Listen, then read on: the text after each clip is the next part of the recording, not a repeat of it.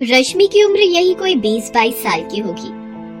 2 साल पहले बस दुर्घटना में उसके माता पिता का देहांत हो चुका था। उसका इस दुनिया में अपना कहने वाला कोई भी नहीं था। रश्मि को पढ़ने का बहुत शौक था। उसके पिता उसे कलेक्टर बनाना चाहते थे।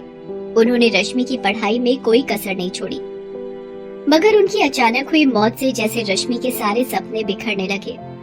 घर में जो कुछ भी जमा पूंजी बची थी, उससे रश्मि ने किसी तरह अपने कॉलेज की पढ़ाई पूरी की।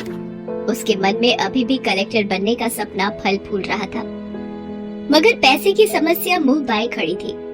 पर रश्मि ने भी हार नहीं मानी। अपनी कलेक्टर की पढ़ाई जारी रखने के लिए उसने एक घर में खाना बनाने और बर्तन मांजने की नौकरी कर ली। जब उसके दोस्तों ने कहा, अरे रश्मि, तू पढ़ी लिखी ग्रेजुएट होकर अब बर्तन मांजने और खाना बनाने का काम करेगी? कोई भी काम छोटा या बड़ा नहीं होता, और फिर ये काम मैं अपना जीवन गुजारने के लिए नहीं, बल्कि अपने सपने को पूरा करने के लिए कर रही हूँ। फिर रश्मि ने काम शुरू कर दिया। दिन भर वो जी तोड़ मेहनत करती और शाम को घर आकर पढ़ाई करती। जहाँ वो काम करने जाती थी, वहाँ से उसका घर करीब 5 मील पर था। तेज चलने पर भी 9 बजे रात से पहले घर नहीं पहुँच पाती थी। रात को लालटेन के सामने थकी हारी पढ़ने बैठती और ना जाने कब सो जाती, उसे पता ही नहीं चलता। उस पर इतना जी तोड़ काम करने के बाद भी उसकी कमाई इतनी नहीं हो पाती थी कि वो तैयारी के लिए सारी किताबें खरीद पाती। कोचिंग करना तो दूर की बात थी।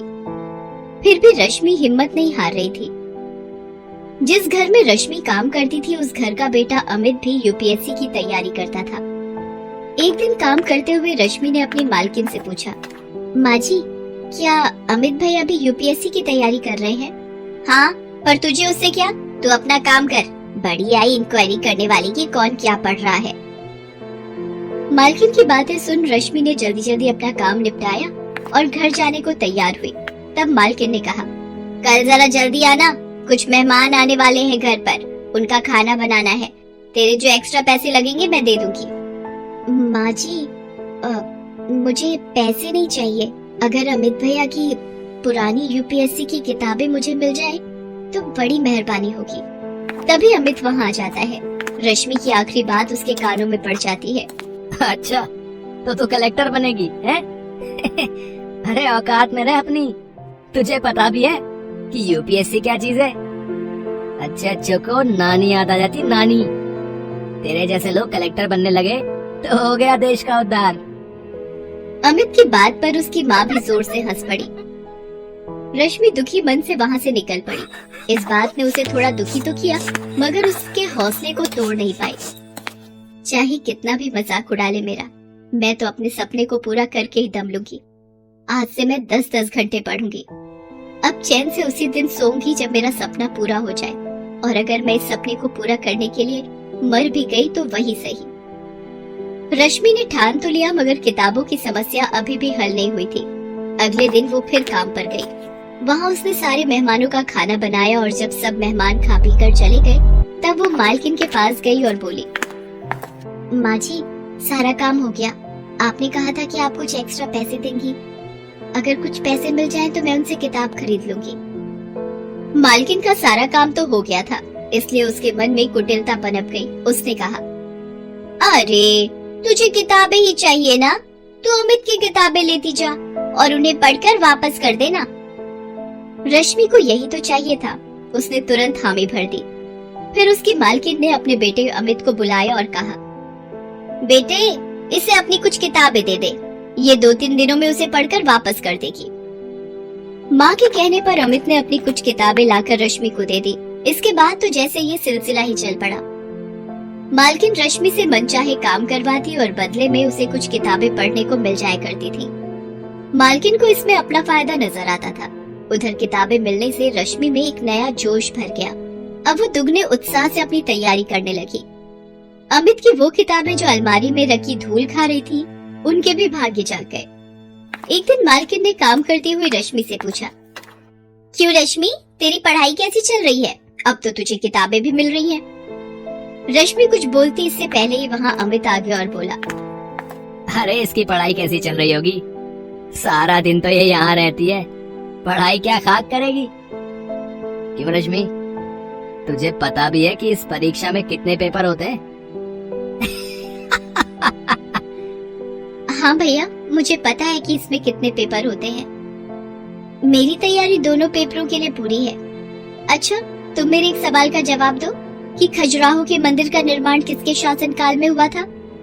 अमित की हवा निकल गई। उसे इस सवाल का जवाब नहीं पता था। क्या हुआ भैया? ये तो बहुत मामूली सा सवाल है, आपको इसका जवाब नहीं पता क्या?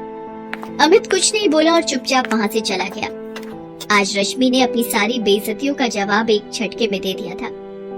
रश्मि पूरी लगन से अपनी तैयारी करती रही। उसने पूरी परीक्षा का सिलेबस परीक्षा से 2 महीने पहले ही खत्म कर दिया। निश्चित समय पर परीक्षाएं हुई और रश्मि ने आसानी से प्री एग्जाम निकाल लिया। उधर अमित अपनी तमाम कोशिशों के बावजूद भी इसमें सफल नहीं हो पाया। रश्मि ने प्री की अपनी सफलता की बात किसी को नहीं बताई। जब तक मैं इंटरव्यू नहीं पहुंच जाती तब तक किसी को ये सब बताना ठीक नहीं है। इस तरह लगातार परिश्रम करते करते रश्मि ने मेंस की परीक्षा भी पास कर ली। अब सिर्फ इंटरव्यू देना बाकी रह गया था। इंटरव्यू से एक दिन पहले, देख रश्मि, कल अमित का जन्मदिन है, काफी सारे मेहमान आने वाले हैं, तू जरा जल्दी आ जाना। लेकिन माँ जी, कल तो मेरा आना मुश्किल है, कल मेरी आखिरी परीक्षा है। हाँ, बढ़िया ही परीक्षा देने वाली, जितना बोला उतना कर।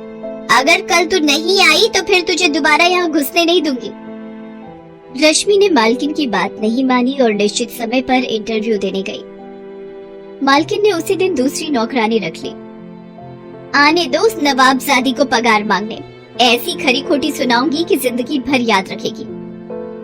मगर रश्मि उस दिन के बाद फिर कभी उस घर में नहीं गई। ईश्वर ने उसके भाग्य में कुछ और ही लिख रखा था। इधर मालकिन उसे खरी खोटी सुनाने का इंतजार करती रही, उधर यूपीएससी की परीक्षा का परिणाम आ गया। रश्मि ने 67वें रैंक के साथ न सिर्फ ये परीक्षा पास की थी, बल्कि टॉप 100 में भी आई थी। शहर के सारे अखबार उसकी कामयाबी के किस्सों से भरे थे। अमित और उसकी माँ ने जब अखबार के पहले पन्ने पर रश्मि का नाम और उसकी प्रशंसा देखी तो उनके मुंह खुले के खुले रह गए।